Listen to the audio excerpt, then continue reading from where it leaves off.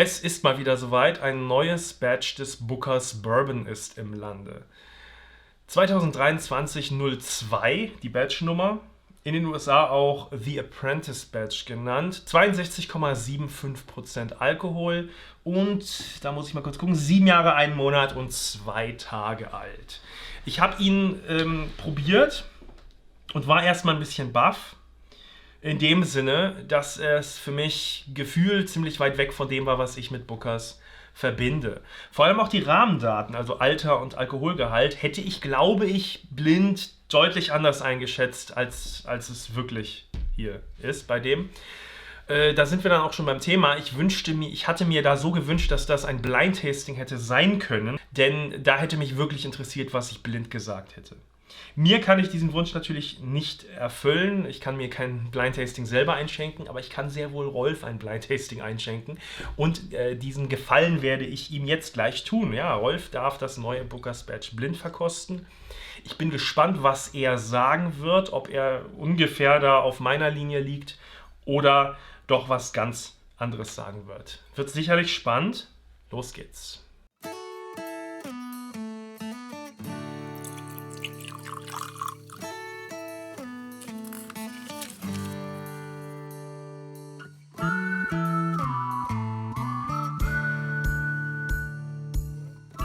Hier ist Rolf und hat keine Ahnung, was im Glas ist. Also, los geht's. Wünscht mir Glück. Ziemlich dunkle Farbe. Entweder kräftig, würde ich sagen, ohne jetzt schon mal dran gerochen zu haben, oder eventuell mit einem Finish. Oder irgendwas Besonderes. Ja. So. Ich liebe übrigens beide Seiten eines halben Blind-Tastings. Also ich mag das, wenn du keine Ahnung hast. Ich liebe aber auch, wenn ich keine Ahnung habe. Ich finde das immer wieder toll. Tja, interessant. Ich finde sehr fruchtlastig.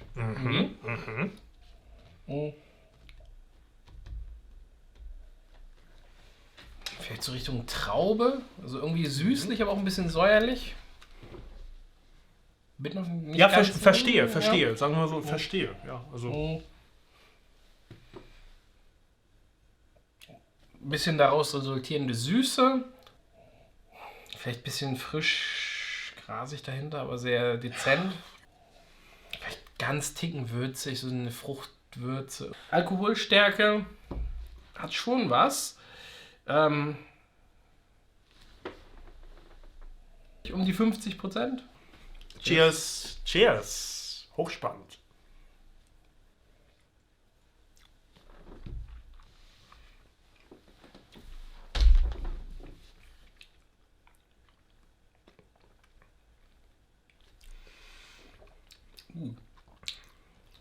Ich würde sagen, mehr Alkoholstärke. Also, oh Gott. Moment. Nimm mal einen Schluck Wasser. Du bist da rangegangen wie an einen 50%. Dabei ist es. Vielleicht so um die 60. Plus minus bisschen. Ja. Also das erste, 60 plus minus. Ja. Ich sag einfach schon mal, ist richtig. Okay. Also das ist schon mal richtig. Jetzt der zweite Schluck, jetzt ein bisschen Geschmack. Ja. Nicht nur brennen. Ja.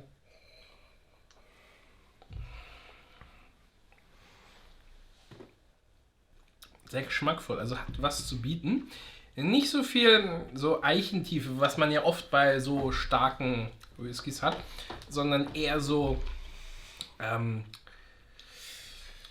Süße, bisschen Malz, Karamell, nicht Karamell, irgendwas bisschen herb, Süße, so eine Art Malzbonbon, bisschen süß.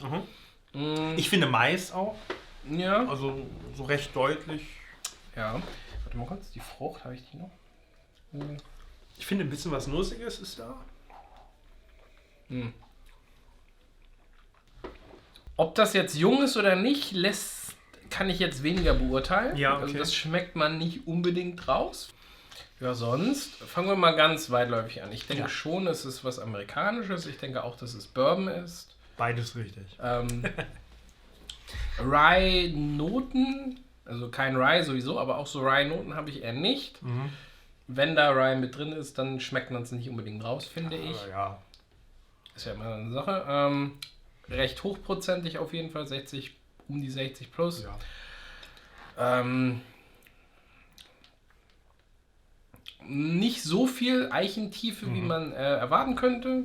Geht eher so ein bisschen in ein bisschen andere Richtung noch, aber doch ganz Ich finde, er entfacht sich so ein bisschen flacher. Also es ist so eine flache Ebene, wir haben so ein bisschen Frucht. Ich habe auch so Mais. Ich will auch gar nicht so weit gehen Vanille. Vanille habe ich nicht. Es ist eher so Mais und ein bisschen Frucht. Irgendwie so ein bisschen simpel, flach, finde ich. Aber wohlschmeckend in dieser Richtung. Das ist so mein Eindruck. Ich hätte, glaube ich, blind ihn ziemlich jung eingeschätzt. Ja. Ich glaube eher so 4 Jahre hätte ich wohl getippt ungefähr. Ich hätte jetzt gesagt, also eine 12-Jahre-Bombe oder so ist es nicht. Also so vielleicht um die 6 Jahre. Ja, damit liegst du auch ganz richtig, tatsächlich. Aber wie gesagt, ich hätte es noch jünger so. Der Geruch auch, ich gebe es, ja. Aber so der Geschmack ist doch ein bisschen runder. Und ich verstehe, es kann diese Art Rundheit entstehen bei so einer Zeit, denn das ist irgendwie rund, das ist schon richtig, Also eher subtraktive als additive Reifung. Ja. Also wenn da jetzt irgendwie so Sondersachen mit drin sind, dann ist es schwierig. Sind nicht. Aber so traditionell, sage ich mal, vielleicht um die 6. Es ist absolut alles hier traditionell, nichts ist hieran irgendwie exotisch, das sage ich schon mal, ne? Und aber jetzt kommen wir mal zum großen Ding. Erinnert es dich an irgendwas? Hältst du das für irgendetwas? Ich tappe ziemlich im Dunkeln. Ja? Muss ich sagen. Hätte ich auch blind. Also, ganz klar. Ja. Ich sag's mal so. In seiner... Also er hat ein paar Sachen, die ein bisschen hervorstechen, aber nichts, was wirklich einmalig ist. Das macht ihn so ein bisschen beliebig. Ich könnte höchstens raten, muss ich sagen. Ja, wird gleich aufgelöst. Soll ich eventuell werten, ohne dass ich es weiß? Ja, das ist eine sehr gute Idee. Ich mache das auch. Also ich weiß ja, was es ist. Wir werten. Ja.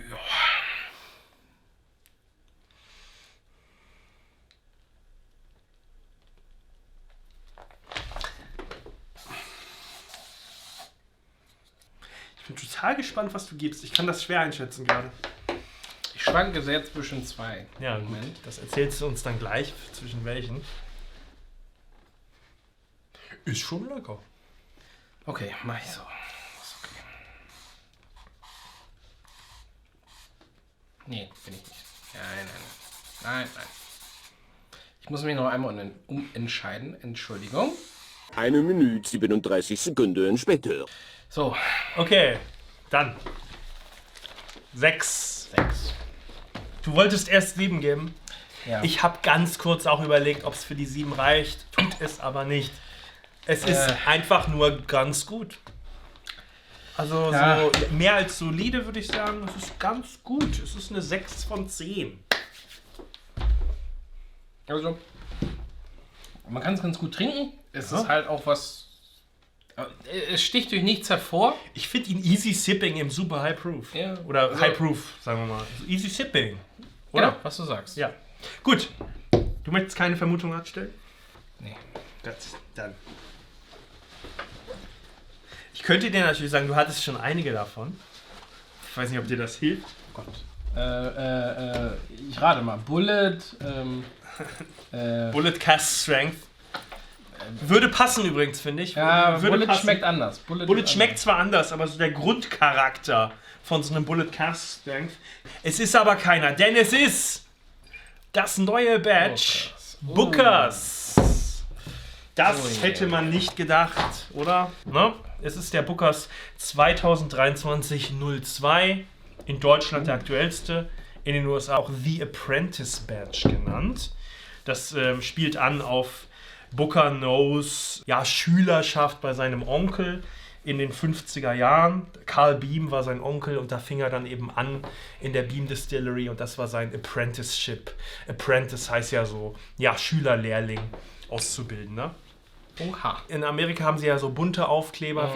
Wir hatten einmal kurz das Lumberyard Badge letztes Jahr mit den bunten. Inzwischen sind es jetzt auch wieder nur diese braunen Exportaufkleber. Mich stört's nicht, was soll's, ne? Ist egal. Kommt auf die inneren Werte an. Die sind hier 62,75% Alkohol, 7 Jahre, 1 Monat, 2 Tage alt. Ich sag's einfach mal ganz offen, ich hätte ihn jünger geschätzt als diese 7 Jahre persönlich. Du lagst da schon richtiger, zumindest beim Tasting. Und ich hätte auch den Alkoholgehalt wahrscheinlich ein bisschen drunter geschätzt. Das ist aber auch egal, was ich nur fand. Und deswegen habe ich auch das Blind Tasting mit dir gemacht. Weil ich fand das sowas von nicht Bookers. Dazu sage ich nur eins.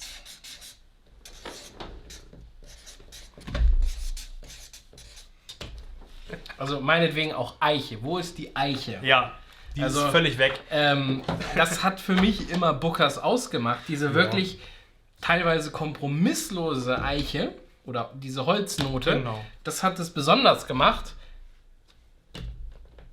Keine Ahnung, hat er vergessen oder so? Hat er die Eiche vergessen. Ja, beim Bookers ist es immer so Eiche und ein bisschen wild, finde ich. Eiche und ein bisschen wild. Elijah Craig Barrel Proof ist Eiche, aber weich. Eiche, aber mild, weich, süßlich, schokoladig, warme Eiche. Bookers ist manchmal so ein bisschen ruppige Eiche, aber deutliche Eiche. Hier ist gar keine Eiche. Und deswegen, ich glaube blind, ich wäre bei einem High-Proof Corn Whisky gewesen. Also einer, der in einem alten Fass reift. Ich hab kurz überlegt, ist es irgendwie Mellow Corn? Mellow Corn Proof, Barrel Strand, irgendwie sowas auch. Das würde passen, Ja. Mellow Corn Barrel Proof gibt's gar nicht, glaube ich. Aber würde passen, total, ja. Wahnsinn, ne? Ja. Cool. Also ich habe mir so gewünscht, ich hätte gewünscht, ihn blind zu verkosten, ne? Weil mich hätte so gereizt, ich komme mir hier ins Stocken. Mich hätte so gereizt zu wissen, was ich blind gesagt hätte, dass ich das aber auf jeden Fall dir bieten wollte, ne? Dass du dann blind da mal rangehst. Ja, okay, ne? Beide 6 von 10 Punkten haben wir gegeben. Er ist kürzlich in Deutschland erschienen.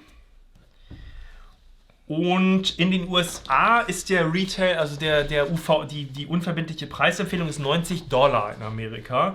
Real in den Shops aber oft $100. Also die müssen da leider oft $100 zahlen. Erschien in Amerika im Juni, ist halt das zweite Batch 2023. Wie gesagt, sie haben inzwischen schon ein neueres. Bei uns ist es dann jetzt das kürzlich erschienene, in Deutschland aktuellste.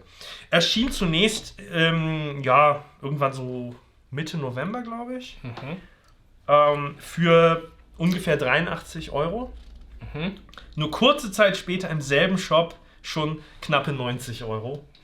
Also da ist der Preis dann angestiegen. Und für diese 90 € ist er aktuell, also Stand jetzt auch zu haben in dem Shop. Es gab noch einen anderen Shop, der hatte ihn für 75 €. Aber da war er offenbar schnell weg. Also das ist dann Stand jetzt nicht zu haben. Gut, dann, ne? Wir haben die Punktewertung preisunabhängig gemacht. Gehen wir mal jetzt, wir müssen leider von diesen 90 € ausgehen. Also die Leute, die Bookers sehen und auch Bookers erwarten, die werden hier wahrscheinlich nicht unbedingt glücklich werden. Und gerade auch für die immer weiter steigenden Preise, nee. Also wer vielleicht mal ein bisschen rumexperimentieren will, eventuell, aber für Leute, die Bookers erwarten, nein. Also für mich auch keine Empfehlung. Wer einen guten Barrel Proof möchte, Elijah Craig Barrel Proof oder auch Old Ezra 7 Years Barrel Strength, würde ich dann an der Stelle eher empfehlen. Mich erinnert es zu sehr an Jim Beam Single Barrel. Der hat auch diese flachen, uneichigen Noten, also diese flachen Noten ohne Eiche. Ja. Es ist halt nicht das, was man erwartet von einem Booker. Sag ich einfach. Bookers hat mehr Holz, manchmal auch mehr Brombeer, so richtig sonnenschwangere rote Frucht mit drin. Ne? Alles nicht. Es ist so richtig, als hätte man das alles rausgezogen und übrig bleibt irgendwie nur so Kraft und ein bisschen Mais und ein bisschen Süße und ja, viel mehr eigentlich nicht.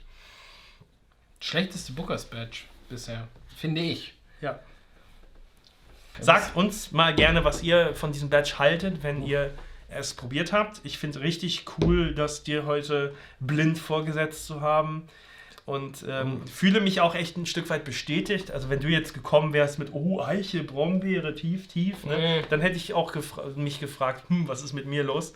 Aber so sind wir da eigentlich ziemlich auf einer Schiene. Bisschen geflasht noch so. Ja, ging mir auch so.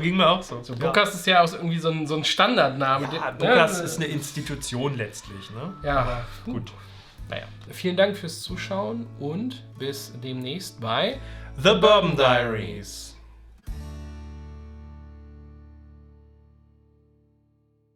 Ich dachte schon, was hast du jetzt wieder irgendwie ausgegraben?